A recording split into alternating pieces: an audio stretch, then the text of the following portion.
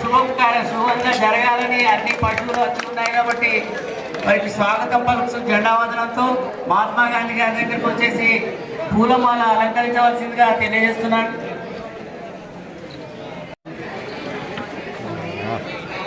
జ్యోతి ప్రజ్వలన గావించవలసిందిగా కోరుతున్నాం. సంఘ సభ్యులు కమిటీ వాళ్ళందరూ కూడా కాంప్లెక్స్ పక్కన ఉండి సార్కు లైట్నింగ్ చేయించవలసిందిగా తెలియజేస్తున్నాను.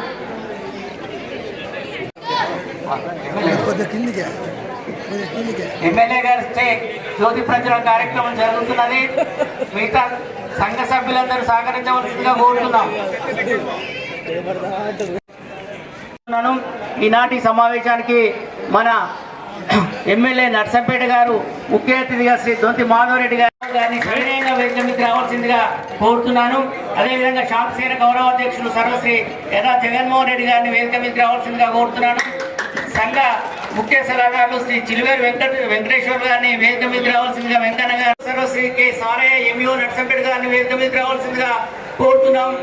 సమావేశాన్ని అధ్యక్షులు శ్రీ ఎర్ర జగన్మోహన్ రెడ్డి గారు నిర్వహించవలసిందిగా కోరుతున్నాం.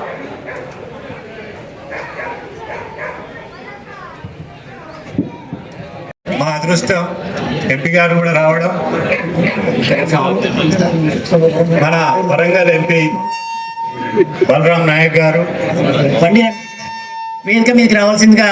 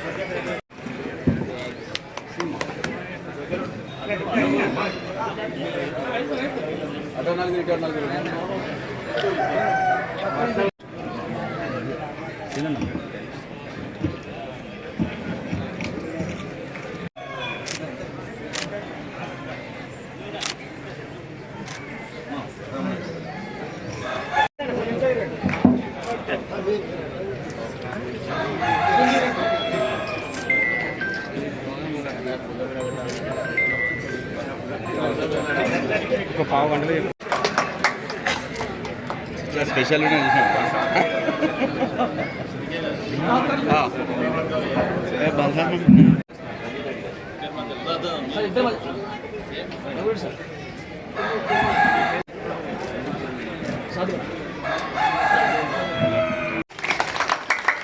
రైతు ప్రజలకి ఈ కార్యక్రమానికి విచ్చేసిన శాంతి సేన రైతు సహకార పరపతి సంఘ సభ్యులకి, సోదరిమణులకి, పాత్రికేయ మిత్రులకి, పెద్దలందరికీ ఈ శుభ సందర్భంగా నా యొక్క శుభాకాంక్షలు, హృదయపూర్వకమైన నమస్కారం తెలియజేస్తా ఉన్నా.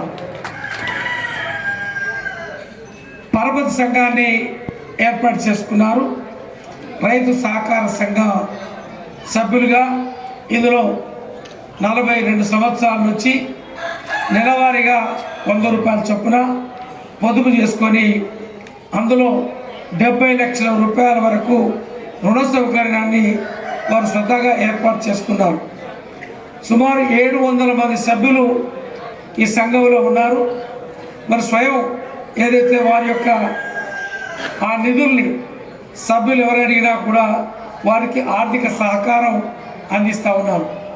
అయితే రైతు సహకార సంఘం ఈరోజు మీ యొక్క ఆధ్వర్యంలో అన్నీ కూడా పాడి గేదెలు కానీ పాడి పశువులు కానీ మరి గొర్రెలు కానీ మేకలు కానీ కోళ్ళు కానీ తర్వాత ఇతర అన్నీ కూడా ఏదైతే మన నియోజకవర్గ పరిధిలో వాటిని పెంచే విధానాన్ని వచ్చే ఆదాయాన్ని అని గమనించి మరి బహుమతులను అందజేస్తూ ఉన్నారు.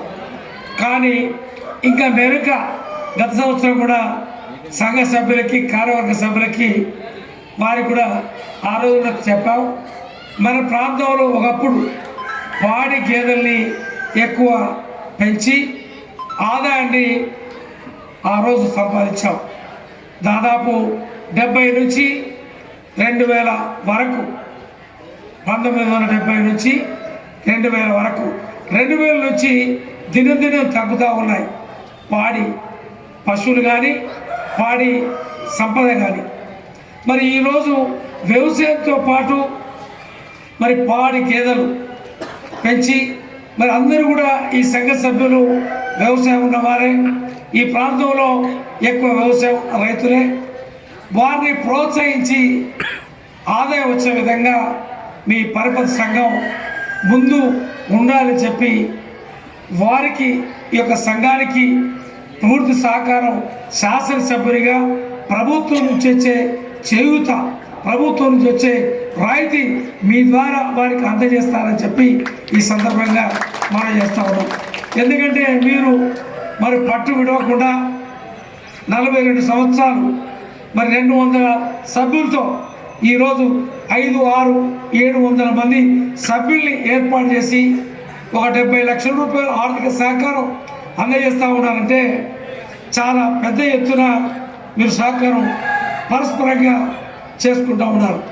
కానీ ఈ రోజుల్లో వ్యవసాయం మీద వచ్చే ఆదాయం కంటే పాడి గేదెలతో కానీ కోళ్ళ పెంపకంలో కానీ చేపల పెంపకంలో కానీ మరి చాలా ఆదాయం ఉంది.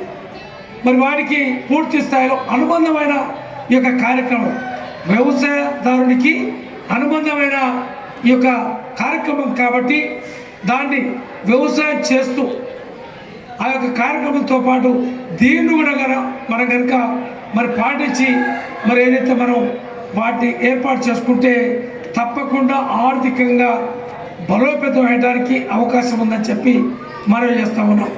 ఏదైతే పాడి పాలు పెరుగు, ఇక్కడ పాడి పెరుగును చాలామంది ఏదైతే వివాహ శుభ కార్యక్రమాలకి ఏ కార్యక్రమం అయినా కూడా మరి కొనుగోలు చేసే శక్తి పెరిగిపోయింది.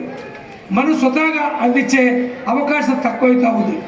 కాబట్టి స్వతహాగా ఇక్కడ పెంచి అందించినట్టయితే మార్కెట్ ఎక్కువ ఉంది, వాడకం ఎక్కువ ఉంది. కాబట్టి బయట నుంచి ఈరోజు పాలు సుమారు 20,000 లీటర్ల పాలు మన జిల్లాకి బయట నుంచి తెస్తా ఉన్నాం. ఆంధ్ర నుంచి సుమారు 15,000 నుంచి 20,000 లీటర్లు పాలు మన బయటి జిల్లాల నుంచి ఆంధ్ర నుంచి తెచ్చుకునే ఈరోజు ఉందని చెప్పి మనం చేస్తూ ఉన్నాం. కాబట్టి ఈరోజు సుమారు 60-70 రూపాయల చొప్పున ఒక లీటర్కి అయితే మరి ఏదైతే 2,000 లీటర్లు సుమారు 15 లక్షలు 20 లక్షల రూపాయల ఏదైతే విలువ చేసే దిగుమతి చేసుకుంటా ఉన్నాం. సుమారు 20 లక్షల రూపాయల విలువ చేసే పాలను మనం దిగుమతి చేసుకుంటా ఉన్నాం. మరి ఆ రోజు 70, 75, 80 ఆ ప్రాంతంలో మన దగ్గర పాల ఉత్పత్తి ఎక్కువ ఉండే. జనగాంలో ఆ రోజు టీ తాగిద్దామంటే అక్కడ రైతులకి పాలు దొరకని పరిస్థితిలో మనం అగ్రగామిగా ఉండే. ఈరోజు మా యాకాన్నింటికి పోతే కూల్ డ్రింక్ పోతాడు తప్ప ఛాయ పోసే పరిస్థితి లేదు. మా ఎర్ర యాకబరెడ్డి గారింటికి పోయినా, మరి జగన్మోహన్ రెడ్డి గారింటికి పోయినా, అధ్యక్షుడింటికి పోయినా కూడా కూల్ డ్రింక్ షాపులో ఒక 2-3 లీటర్ల కూల్ డ్రింకు, దాంతోనే గ్లాసులు వస్తూ ఉన్నాయి. ఏదైతే మా రాజరెడ్డి గారింటికి పోయినా గయ్యే.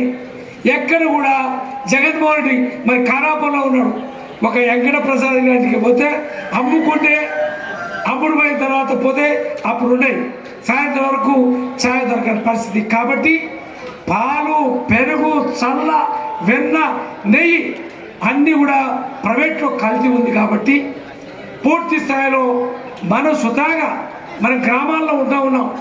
ఈ గ్రామంలో ఉండి వ్యవసాయాన్ని సేద్యం చేసుకుంటూ ఉన్నాం కాబట్టి వ్యవసాయంతో పాటు ఈ పాడి పశువులు పెంచాలి, ఆర్థికంగా ముందుకు పోవాలని చెప్పి ఈ సందర్భంగా మీరు సహకరించాలి, మీరు ముందు నడవాలి, ఏదైతే ఈ యొక్క సంఘం అని చెప్పి నా వంతు సహకారం ఎక్కడ కావాలన్నా అక్కడ వారికి సహకారం అందిస్తారని చెప్పి మరోసారి వారికి హామీ ఇస్తూ, ఈరోజు కోళ్ళు ఎక్కడ కూడా కోడి లేదు, కంట్రీ చికెన్ అనేది లేనే లేదు, అవి కూడా కోళ్ళు ఇళ్ళల్లో పెంచేది లేదు.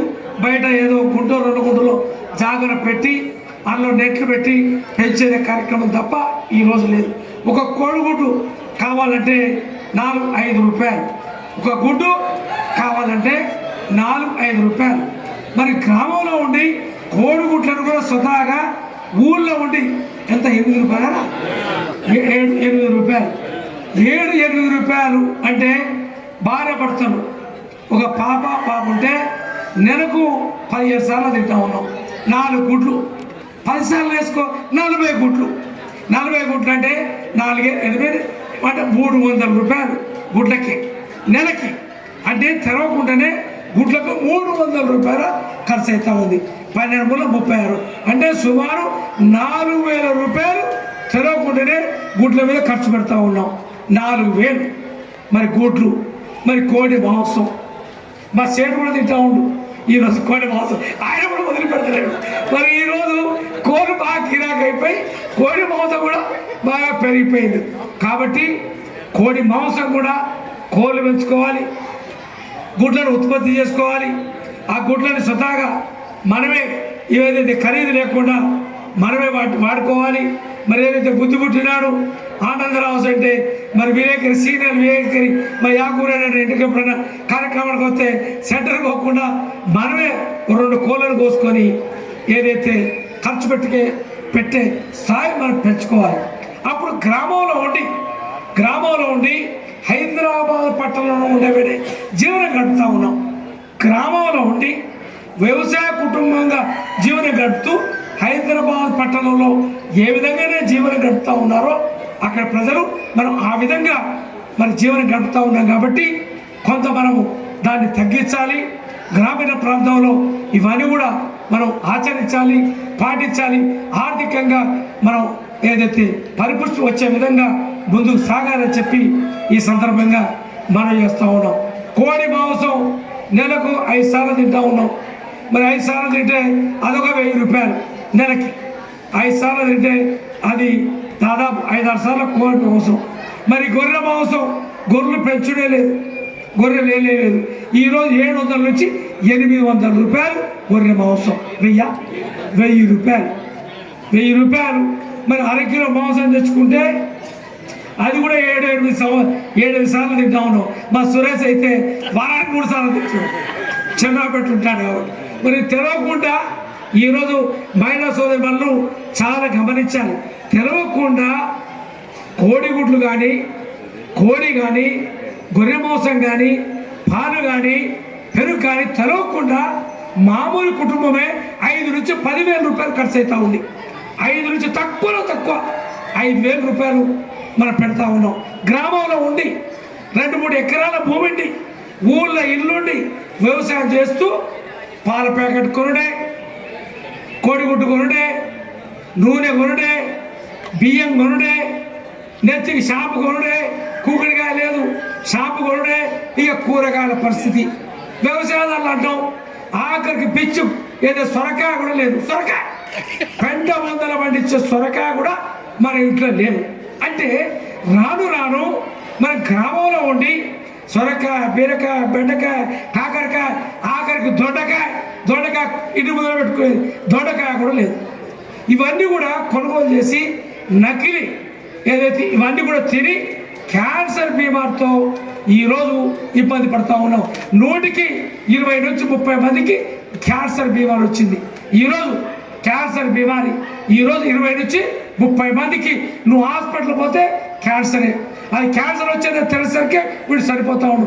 ఆ చనిపోయే మనిషికి వీడు ఖర్చు పెడితే ఎక్కడో అమ్ముడుపోతూ ఉంది. వాడు చనిపోతాడు, వీడు బతికి వీడు చస్తూ ఉన్నాడు. అంటే ఇటువంటి పరిస్థితుల్ని మనం రాబోయే రోజుల్లో మనం కనుక నివారించుకోకపోతే చాలా ప్రమాదంలో మరి ఉన్నాము.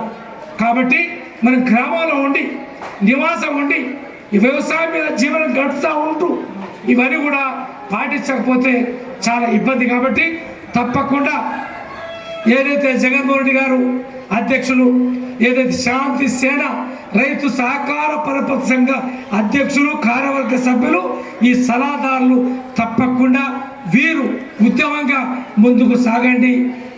ఏదైతే మందు లేని పంటలు పండించండి, మందు లేని పంటలు పండించి ఆరోగ్యంగా ఉండే జీవనానికి తోడ్పాటు చేసే కొరకు మీరందరూ కూడా ముందుకు సాగమని చెప్పి ఈ సందర్భంగా మనవి చేస్తూ ఉన్నాను. ఆ విధంగా ముందుకు సాగాలని చెప్పి మనం ఒకసారి హాస్పిటల్ ప్రభుత్వంలో ఉన్నాం, ఏదైతే సహకారం చేస్తామంటే మేము కూడా నామమాత్రంగా ఇంత సహకారం చేస్తున్నాము తప్ప వేరే ఆర్థికంగా ఇబ్బంది పడే వారికి ఎక్కడ కూడా పూర్తి స్థాయిలో సహకారం చేయాలంటే ప్రభుత్వం నుంచి అయ్యే పని. మాధవరెడ్డి గారికి అదే విధంగా పెద్దలు జగన్మోహన్ రెడ్డి గారికి, అదేవిధంగా సహకార సంఘాల నుంచి ఉన్న నాయకులకు అందరికీ, అదేవిధంగా రంజిత్ రెడ్డి సాబ్ గారికి, పిసిసి సెక్రటరీ గారికి, రామన్న గారికి, శ్రీనివాస్ రెడ్డి గారికి, అలాగే రెడ్డి గారికి, అందరికి కూడా పత్రికా సోదరులకు, మీడియా సోదరులకు అందరికి కూడా పేరు పేరున ధన్యవాదాలు. ముఖ్యంగా గవర్నర్ మాధవరెడ్డి గారు ఈరోజు చెప్పడమే కాదు, ఆయన ఎంతో కూడా కృషి చేస్తున్నారు ఈ నియోజకవర్గానికి. మొన్నటికి మొన్న కూడా మళ్ళీ సీఎం గారితో అడిగి ఒక 30 కోట్ల రూపాయలు తేవడం జరిగింది. ఎందుకంటే 39 కోట్ల రూపాయలు తేవడం జరిగింది. దానితోని పాటు దాదాపుగా ఇప్పుడు ఇక్కడ ఈ ఒక్క నియోజకవర్గానికి ఇంద్రమ్మ ఇళ్ళు దాదాపుగా 175 కోట్లతోని తేవడం జరిగింది, ఇవ్వడం కూడా జరిగింది. అది కూడా క్లారిటీగా ఎవరు బీద వాళ్ళు ఉన్నారో, ఎస్టీ ఎస్ఏ కాకుండా బీద వాళ్ళు ఉన్నారో వాళ్ళకు కూడా ఇవ్వడం జరిగింది. 175 కోట్ల రూపాయలు సీఎం గారి నుంచి గవర్నమెంట్ నుంచి తేవడం జరిగింది. దాని తర్వాత ఇవాళ రైతులకు బోనసే కాదు, నిన్న రైతులకు కూడా 30,000 40,000 రూపాయలు కూడా నిన్న గవర్నమెంట్ నుంచి బోనస్ నిన్ననే అకౌంట్లో కూడా మీకు అందరికి పడ్డాయి. మహిళా అక్కలకు సోదరులకు కూడా ఈ ఒక్క నియోజకవర్గాన్ని కూడా దాదాపుగా 500 కోట్ల రూపాయలు ఇవాళ డాక్రా గ్రూప్ మా అక్కలకు, చెల్లెలకు, అమ్మలకు తేవడం జరిగింది. అదేవిధంగా కంపల్సరీగా ఇవ్వాలని ఆయన ఎక్కడ కొట్లాడాలో అక్కడ కొట్లాడి తెస్తున్నాడు. కాబట్టి అదేవిధంగా ఇక దాని తర్వాత రైస్ కానివ్వండి, ఇవాళ కరెంట్ మాఫీ కానివ్వండి, రైతుల రుణమాఫీ కానివ్వండి, బోనస్ కూడా ప్రతి ఒక్కరికి పడేటట్టు చూస్తున్నారు. కాబట్టి ఇటువంటి నాయకులు కష్టపడి చేస్తున్నందుకు, అభివృద్ధి వైపుకు తీసుకుపోతున్నందుకు వారికి మన అందరి తరఫున నేను ధన్యవాదాలు తెలుపుతున్నాను.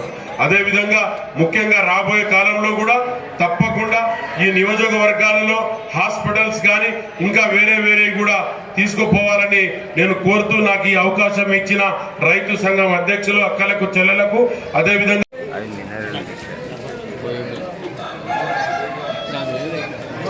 ద్వితీయ బహుమతి గుల్లపల్లి చిన్న మల్లాడి రవీందర్ రెడ్డి.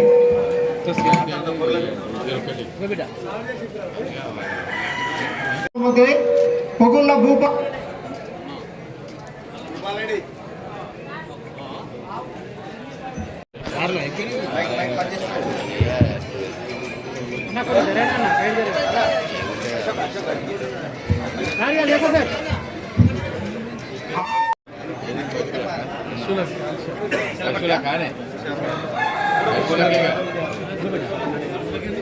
కూడా ప్రథమ బహుమతి రావడం చిన్నవీరన్న. నేరదూడ ప్రథమ బహుమతి. తృతీయ బహుమతి ఈసారి మనీ.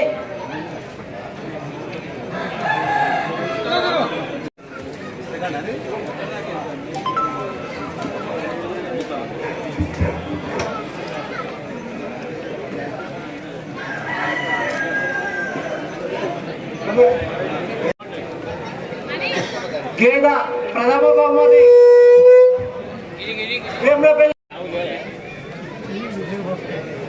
గేద ప్రథమ బహుమతి.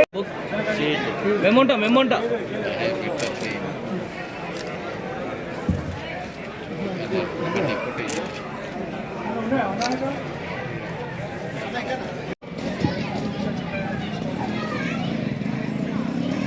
కోడిపుంజు ప్రథమ బహుమతి సరోజిని దేవి రోడ్లో ఉన్న మా శాంతిసేన రైతు సంఘం 42వ వార్షిక సందర్భంగా బాయ్స్ హై స్కూల్లో నిర్వహించినటువంటి పాడి పశువుల అందాల పోటీలు గత 42 సంవత్సరాల నుంచి మా శాంతిసేన రైతు సంఘం నుంచి నిర్వహిస్తున్నాం. లోగా కొన్ని సంవత్సరాలు ఎట్లు బండలాగడం నిర్వహించేది. ప్రస్తుతం పాడి పశువుల అందాల పోటీలు నిర్వహించాలని మా సంఘం అధ్యక్షులు చిలువేరు కుమారస్వామి గారు, మా ఆనరేబుల్ అడ్వైజర్ చిలువేరు వెంకటేశ్వర్ గారు, మా శాంతి సంఘం సభ్యులు తవిటి వెంకటనారాయణ, రేవడి శ్రీనివాసరెడ్డి, గడ యాకురెడ్డి, బుర్ర మోహన్ రెడ్డి, మిగతా మా 300 మంది సభ్యుల యొక్క కోరిక మేరకు ఈరోజు నిర్వహించాం. ఈరోజు నిర్వహించినటువంటి పోటీలకు విశేష సంఖ్యలో పోటీదారులు పాల్గొని సక్సెస్ చేశారు. ఈ కార్యక్రమానికి ముఖ్య అతిథిగా మన స్థానిక శాసనసభ్యులు దొంతి మావిరెడ్డి గారు, అదేవిధంగా మహబాద్ పార్లమెంటు సభ్యులు కోరిక బలరాం నాయక్ గారు ముఖ్య అతిథులుగా రావడం జరిగింది. ఈరోజు ఈ కార్యక్రమానికి దాతలుగా వ్యవహరించినటువంటి దాతలందరికీ మరియు పాల్గొన్నటువంటి వాళ్ళందరికీ మా శాంతిసేన సంఘం కార్యవర్గానికి మరియు సభ్యులందరికీ కూడా పేరున ప్రత్యేక కృతజ్ఞతలు తెలియజేసుకుంటున్నాను.